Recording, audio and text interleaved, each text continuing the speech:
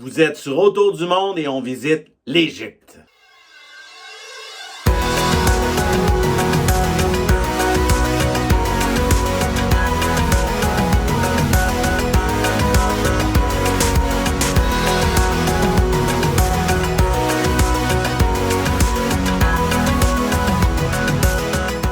Dans ce nouvel épisode d'Autour du monde en Égypte, nous visiterons un quartier spécifique de la capitale égyptienne. Ce quartier est aussi connu sous le nom de Coptic Cairo ou le Vieux Caire, puisqu'il abrite une multitude d'églises anciennes coptes. Suivez-nous à la découverte de ces églises millénaires.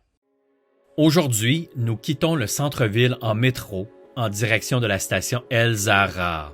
Nous débutons la journée en visitant Fousta, un des plus vieux quartiers du Caire. En effet, Fousta fut la première capitale arabe de l'Égypte, fondée en 641 par le général Amrou Ben Alas. De nos jours, Fousta fait partie du Vieux Caire. Peu de bâtiments de l'époque médiévale subsistent, mais de nombreuses fouilles archéologiques y ont été entreprises. Nous sommes présentement dans le quartier populaire jamais visité par les touristes, mais qui compte plusieurs églises historiques. Grâce à la gentillesse des Coptes, nous avons pu visiter ces églises millénaires, dont l'église des martyrs Abakir et Jean, deux saints qui auraient trouvé la mort lors de la persécution de Dioclétien au IIIe siècle. On y retrouve de nombreuses icônes coptes et arméniennes du XVIIIe siècle.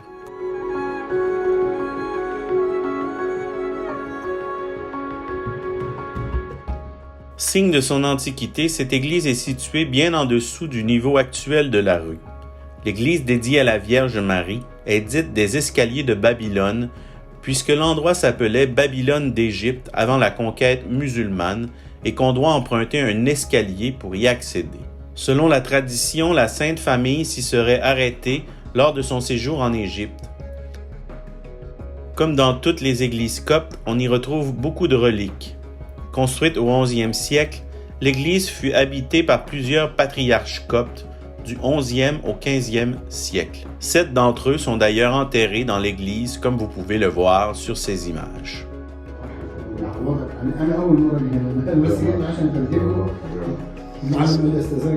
So the Pope before Alexandria were buried there, or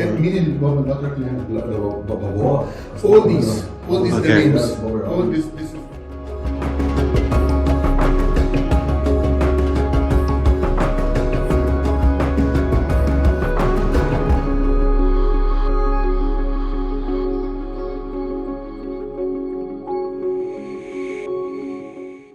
المسبح هنا حوض المسبح جوه على شكل 4 حيوانات. This the 4 animals.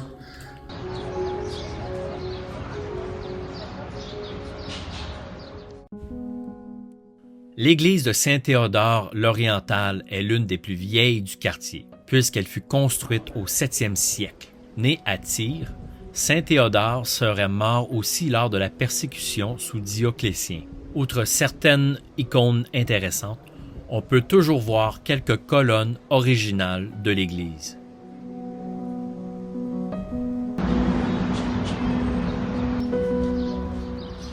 Ayant visité une demi-douzaine d'églises de ce quartier populaire, dont les rues sont non pavées, nous continuons notre journée en nous dirigeant vers le cœur de ce que les touristes connaissent comme le Caire copte. Au lieu du tourisme en Égypte, on y retrouve de nombreuses églises historiques. Certaines sont construites à même l'enceinte de l'ancienne citadelle byzantine, construite en 98 par Trajan. Appelée Babylone, elle a donné naissance à la ville de Fousta. D'ailleurs, contrairement à la croyance populaire, le mot Fousta n'est pas arabe, mais grec. Foussaton se traduit simplement par camp militaire, terme que les Arabes ont conservé.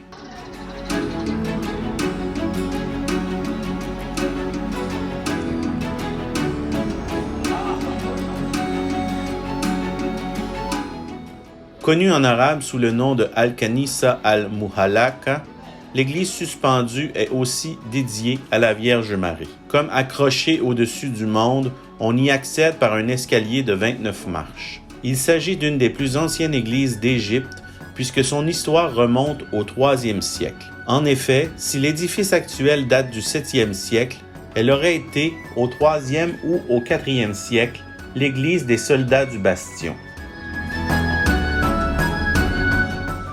Reconstruite plus d'une fois, sa dernière rénovation majeure date du 10e siècle, alors que le patriarche Abraham la remanie. Outre le toit qui rappelle l'Arche de Noé, la chaire en marbre du 11e siècle, surmontée de 13 piliers, représentant Jésus et les 12 disciples, est exceptionnelle. Comme il est de coutume dans les églises coptes, l'un des piliers est noir et représente Judas. Un autre est gris et représente l'apôtre Thomas en raison de son doute. La plus ancienne icône de l'église date du 8e siècle et plusieurs de ses artefacts peuvent être vus au musée copte. Ici, on peut bien voir la forme ancienne des tours de ce que fut naguère l'ancienne citadelle dite de Babylone d'Égypte. Nous nous dirigeons actuellement vers le musée copte du Caire. Allô? Beaucoup moins connu que le célèbre musée égyptien, cette institution a été fondée en 1910. Réouvert en 2005, il abrite la plus importante collection d'art copte au monde. On y retrouve près de 16 000 objets, tissus, icônes et manuscrits produits entre le 4e et le 20e siècle. Beaucoup de fresques que vous voyez ici ont été retrouvées dans les monastères du désert égyptien. L'activité monacale est d'ailleurs une particularité copte. Plusieurs monastères sont toujours en opération partout dans le pays. Les icônes et fresques que contient le musée sont extraordinaires. Ils rappellent que le christianisme est présent en Égypte depuis près de 2 millénaires. Les Coptes forment d'ailleurs la communauté chrétienne la plus importante du Moyen-Orient, avec près de 10 millions de fidèles, soit près de 10% de la population égyptienne. Le musée abrite aussi les célèbres manuscrits de la bibliothèque de Nag Hammadi, retrouvés en 1945, et qui compte le seul exemplaire de l'Évangile selon Thomas.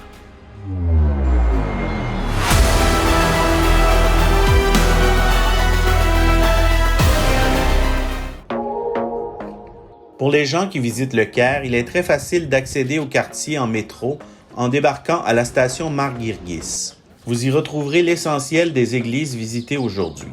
Très anciennes, la majorité se trouve sous le niveau de la rue actuelle.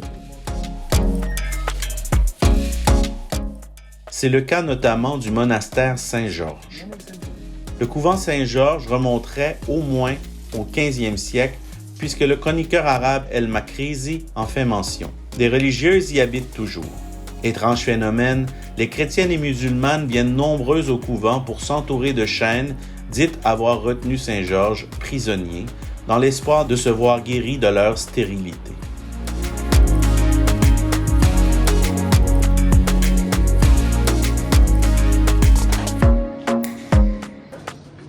Enclave touristique, le Vieux-Caire compte de nombreux magasins en tout genre. On y trouve 6 églises et une synagogue. L'église Sainte-Barbara est construite sur le site d'un premier sanctuaire dédié à Saint-Cyr et à Saint-Jean. Elle est dédiée à une chrétienne tuée par son père au 3e siècle parce qu'elle voulait se convertir au christianisme. On y retrouve aussi de nombreuses reliques de saints et des icônes.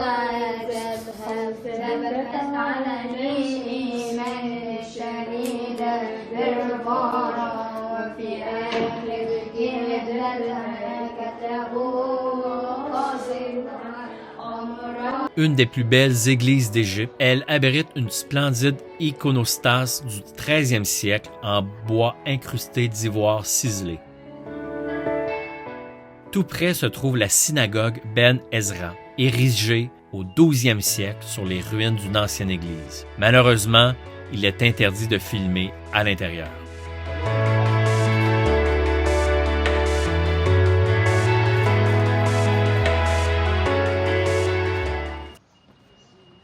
Nous continuons notre périple avec un arrêt à l'église Saint-Serge et Saint-Bacchus, dont les fondations remontent au 5e siècle. L'édifice pourrait être l'un des plus anciens de l'ancienne Babylone d'Égypte. Quant à l'église, elle fut rebâtie et remaniée plusieurs fois, le style actuel datant du 10e et du 12e siècle. Ce lieu de culte doit sa renommée à une croyance populaire. Last time. Many years ago. Many years ago, yeah. Voulant que la famille sainte se serait réfugiée dans une grotte lors de sa fuite en Égypte. La grotte fut conservée sous la forme d'une crypte qui est aujourd'hui accessible aux touristes.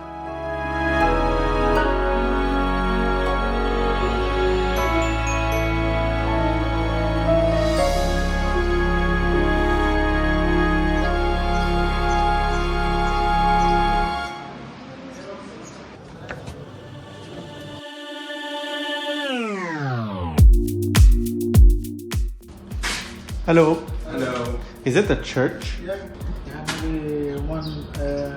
يعني بنيت الكنيسة دي. Moins achalandée, l'église d'El Hadra, c'est-à-dire de la Vierge, est en retrait et jamais mentionnée dans les guides touristiques. Elle est aussi connue sous le nom de Kathariyat ar-Rayyan par les Coptes.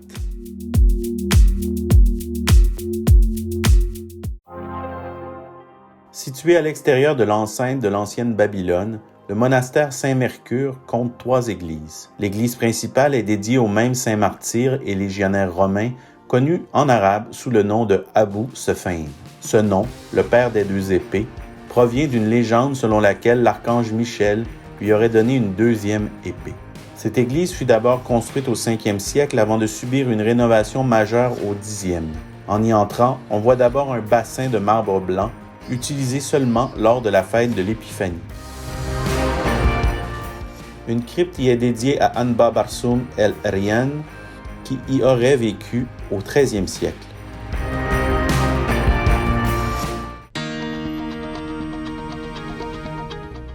Ceci conclut cette nouvelle journée au cœur de la capitale égyptienne, une ville à l'histoire millénaire et à la circulation chaotique qui se doit d'être visitée une fois dans sa vie.